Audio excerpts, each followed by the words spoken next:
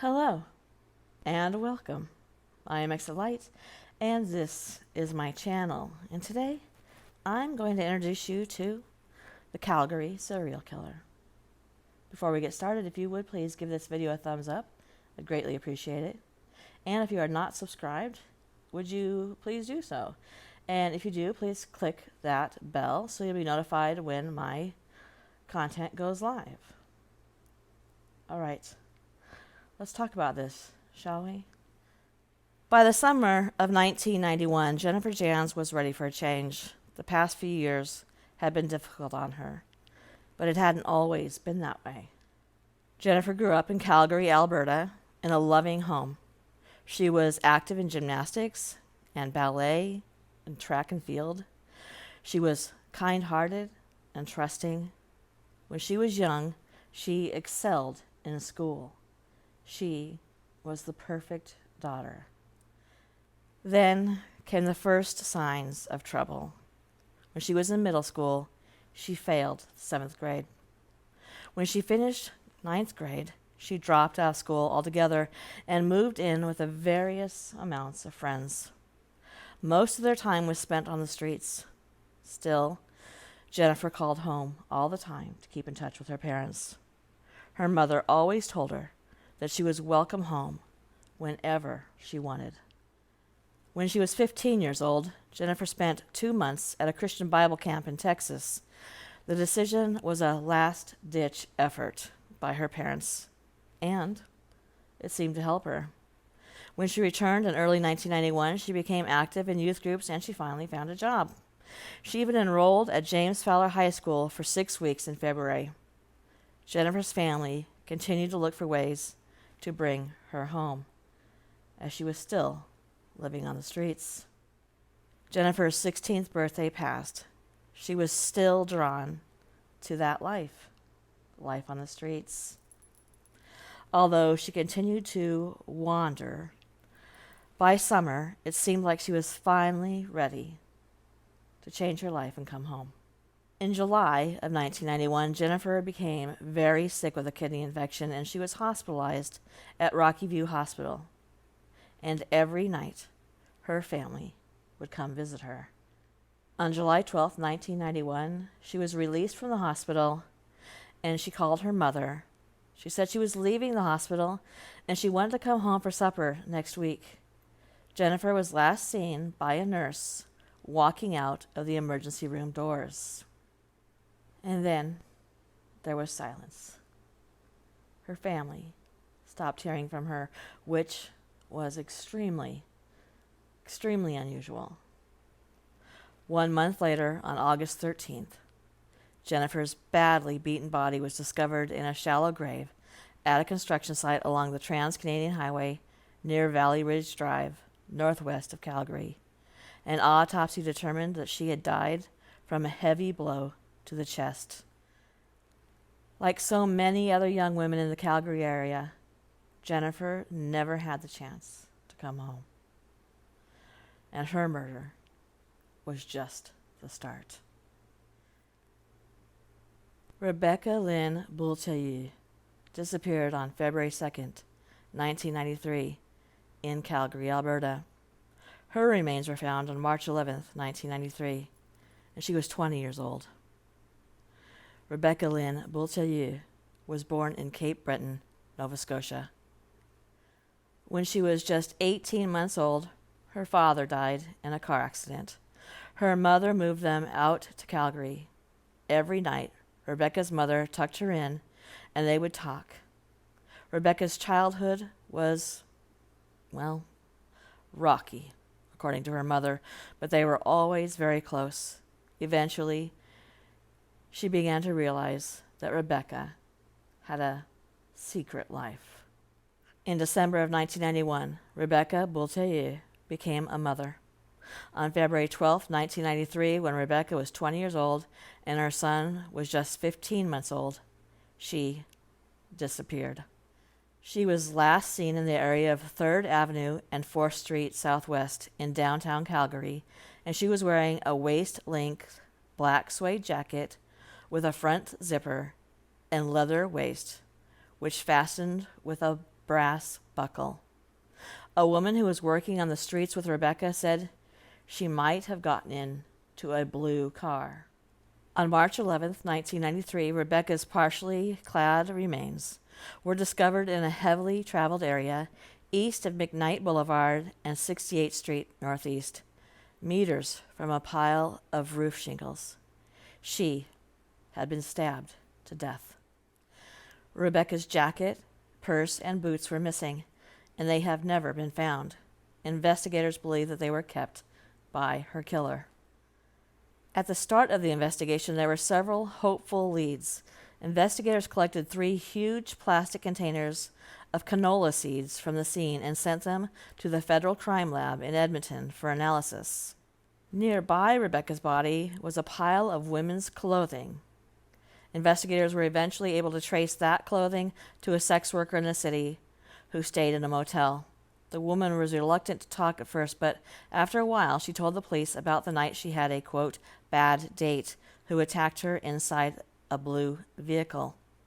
The woman couldn't offer any further details and refused to press charges. Like the other women who were murdered after Jennifer Jans, Rebecca had been working in the sex trade for some time.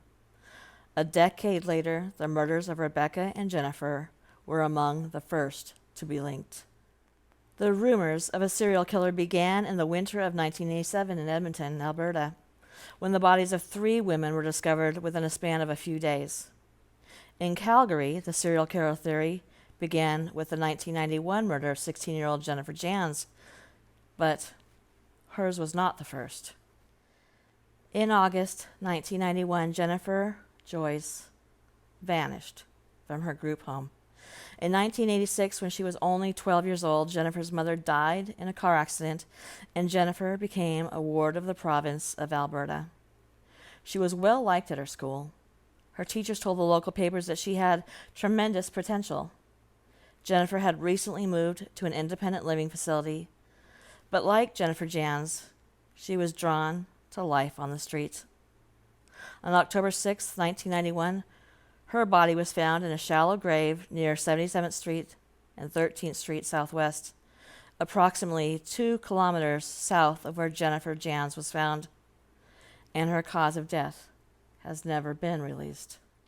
Joanne Shaver was 17 years old when she was murdered in January of 1990, and her body was discovered the following week. The discovery of the body took place along an underdeveloped section of Shepherd Road Southeast, close to the outskirts of the city. She had been SA'd, strangled, and beaten. Joanne, too, had been living in a group home, and she had no official guardian. She was referred to as ward of the province of Alberta. She then allegedly became involved with sex work from the age of 12. She also had a bad habit of running away from the group home. Due to the nature of the crime, the police believed that the perpetrator had a history of violent sexual assaults. James Arthur Link was charged with the murder initially, but he was later acquitted due to insufficient evidence. Shauna Vanderbosk was murdered in June of 1991. She was working as a hairdresser and a sex worker. She had been socializing with a couple of co-workers at a local restaurant. They proceeded to attend a fashion show at the Tasmanian Ballroom located on 1st Street Southwest. Shauna left this show at approximately 1:30 a.m. She was last seen with an acquaintance who gave her a ride to the corner of Southland Drive and McLeod Trail, Southwest, where she was dropped off at approximately 3:30 a.m. Only 5 hours later, her body was discovered in a ditch along a rural highway located southwest of Calgary, about 4.5 kilometers away from the town of Priddis. She was found completely nude, no items of clothing nearby. Keely Louise Pincott was 29 years old, and she was last seen alive in May of 1991. She was a mother of 2 who loved makeup and worked as a cocktail waitress. In 1991, she was looking to make a career change to pursue modeling. Her last phone call was to her mother, and it came in May of 1991, and she was reported to be excited about the changes coming to her life. Keely's mother didn't report her missing until November 7th of 1991. It would be in March of 1992 when her remains would be found in a shallow grave in a wooded area close to Cochrane off of Highway 1A, west of downtown, just like Jennifer Joyce and Jennifer Jans. No cause of death was ever published, but she was identified using her dental records and x-rays. Tracy Maunder was 26 years old, and she was last seen on October 28, 1992, while working that night. Tracy had had her first child at the age of 14, and at the age of 26, she had been diagnosed with cancer, causing her to turn to sex work as a way to make ends meet.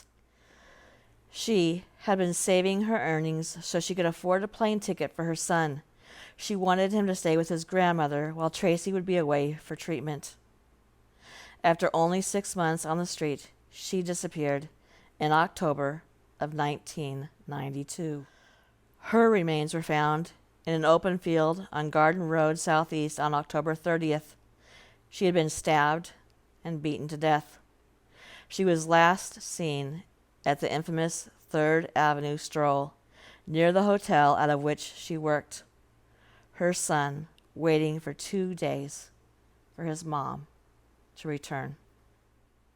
An investigation into the possibility of a serial killer was launched in 1993. The link was made that 4 out of the 5 of the women, not originally linked together, were involved in sex work, and the FBI was brought into Edmonton to conduct an official profiling. However, the information gained from this inquiry was never made available to the public. Between 1991 and 1995, 50 sex workers were attacked in Canada, and 8 of those attacks happened in the Calgary, Edmonton area. It's alarming, to say the least. One possible suspect was named as Barry Thomas Niedermeyer and James Arthur Link, both convicted sexual offenders with a history of trafficking and assault on younger women, both released and cleared due to the lack of physical evidence.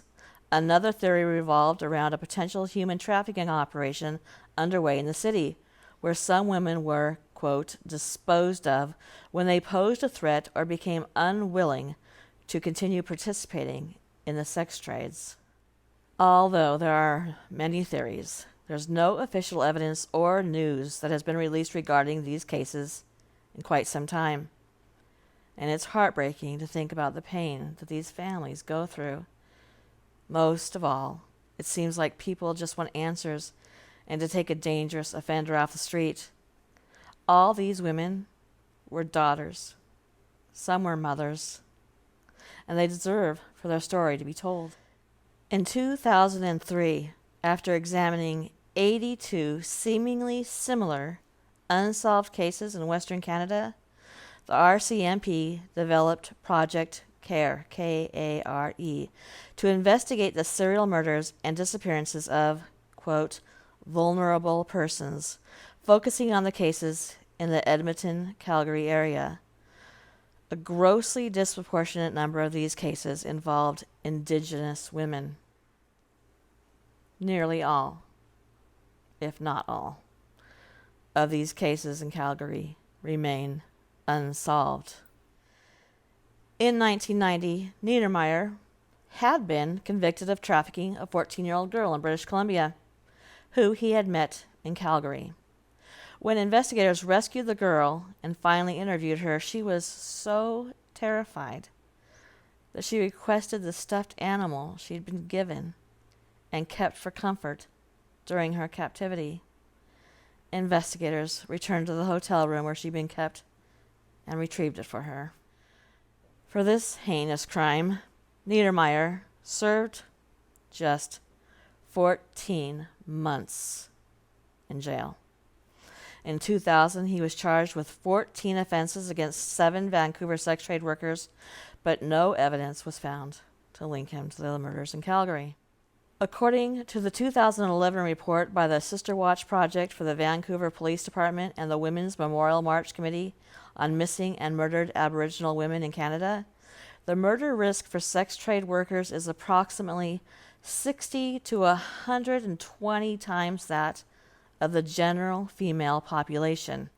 Some research suggests that sex workers are the most likely victims of a serial killer because they're considered throwaways, trash. The report states that most highly addicted and desperate sex trade workers are more likely than other sex trade workers to be the victims of a serial killer. One thing that these murders seem to have in common is there was apparently never a gun used in the murders.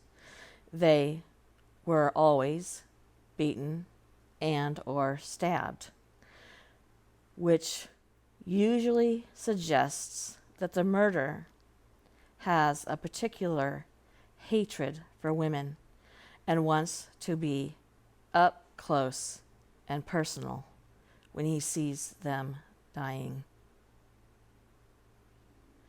If you have any information, no matter how small it seems, please call this number, 1-800-222-8477, and you can remain anonymous.